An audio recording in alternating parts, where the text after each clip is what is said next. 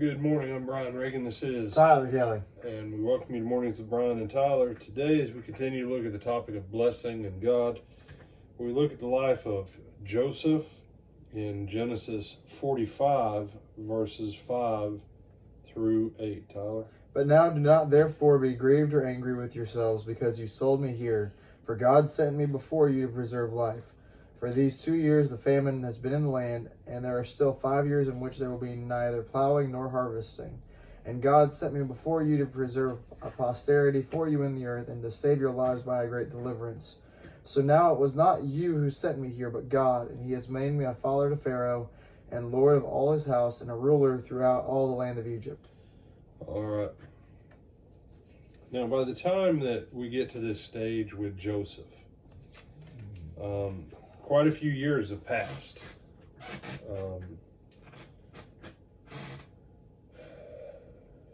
What did Joseph contribute to his own situation being worse or more harsh as we look at this? Do you have any of them, Tyler? Since the story of Joseph's fairly well known, what did Joseph do to contribute to some of his own difficulty? He irritated the mess out of his brothers. Okay. He didn't go along with Potiphar's wife, which probably would have ended up causing him a headache either way, because either he was going to lose his head. That would have ended up killing him, Not to say, it was either going to cause him a headache and put him in jail, or he was going to lose his head either way. Okay. Being in jail didn't really cause him any further additional harm. So let's go back to the first one. You know, the first time that he told his dad and his brothers, I had this vision. Then he had another one, right? Now, the two visions had the same basic meaning, okay? But the Hebrew word implies that he kept repeating it to his brothers over and over again. Basically, you're going to bow down to me someday. You're going to kneel down. Everybody's going to bow down to me someday. So there's that. But in the life of Joseph, we also have the same problem with Joseph and Jacob that we had with Jacob and Rebecca. With Jacob and Rebecca and Isaac and Esau, which is what? Parents played favorites. This favoritism gone out of hand.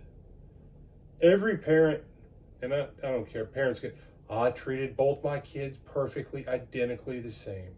That's impossible. No, yeah, that's impossible, and you're self-deluded, okay? You always have. If you have more than one kid, there's kids that you like more, there's kids that you don't like as much. So, but I love them all the same. Fine. But doesn't mean you like them as much as the other ones. There's some that when you see their number come up, you're like, oh, please leave a voicemail or just send me the text.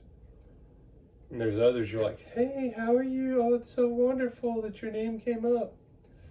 Well, Joseph and Jacob carried it too far. Again. In making Joseph's coat of many colors, or Joseph's multi-fabric, whatever the modern translations want to make it sound so boring. In making that coat, and in sending Joseph out to check on the financial interest of the flock, as well as the general well-being of the flock, so that his brothers had to give a report to him for him to carry back to his dad. This is problematic because Joseph is one of the youngest of all of the children. Reuben is almost old enough to be his dad. Okay? There's a big gap between Reuben and Joseph. By the time Joseph's out there saying, tell me how business is, Reuben's a grown man. Joseph's still a punk. Okay? So you've got those issues. So when you read the story of Joseph, don't go, Joseph? No. Did Joseph sin? No. Joseph, Samuel, Daniel, Joshua, most of these guys, you're going to have a hard time finding where they ever sinned. And and you say, no, I'm not including any of the prophets that we know almost no details of their lives. I'm talking about the dudes we have 20 chapters of narrative. You aren't going to find it on Joseph. It's not there. Was he skilled and capable in business? Yes. Okay. But he still behaved like kind of a teenage punk towards his older brothers. You said, why are you drawing all this out? Because in spite of Joseph being a punk, Joseph says something here that everybody misses. And they miss the bigger picture. God sent him there to preserve life. That's why all those horrible things happened to him. No.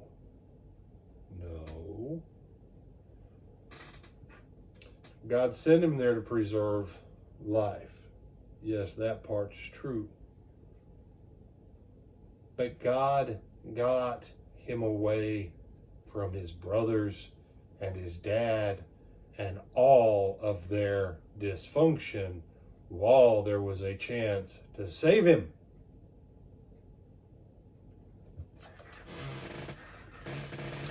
I need you to understand, his brothers beating him up was going to happen at some point anyways. Okay?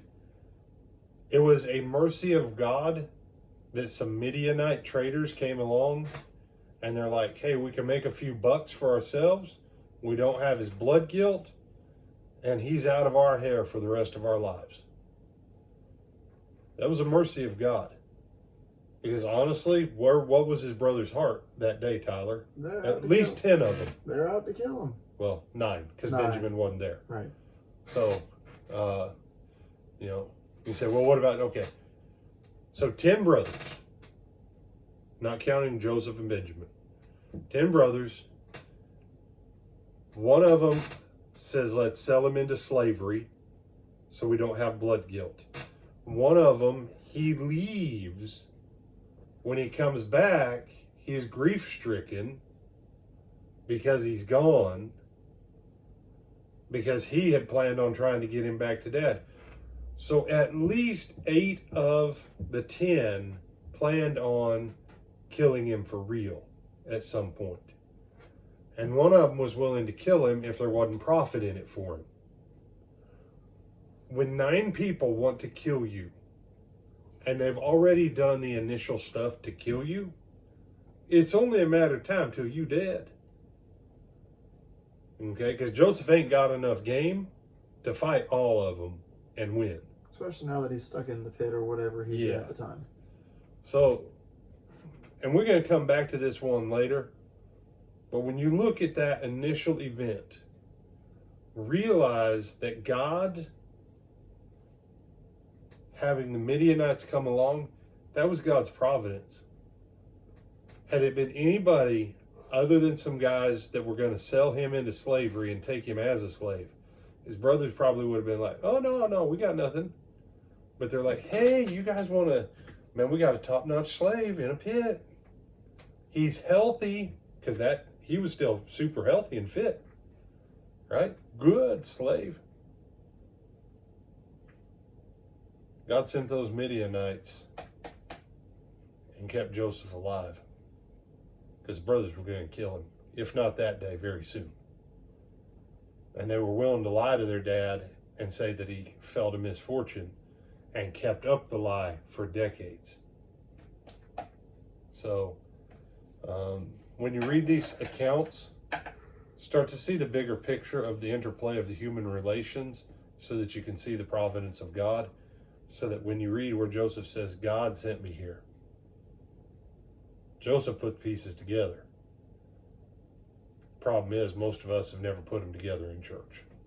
So, other thoughts, my brother? No, sir. All right, we'll see you again, Lord willing, tomorrow morning, and we'll pick up the rest of this passage that gets us to this place. I'm Brian Reagan, this is Tyler Kelly, and we bid you good day.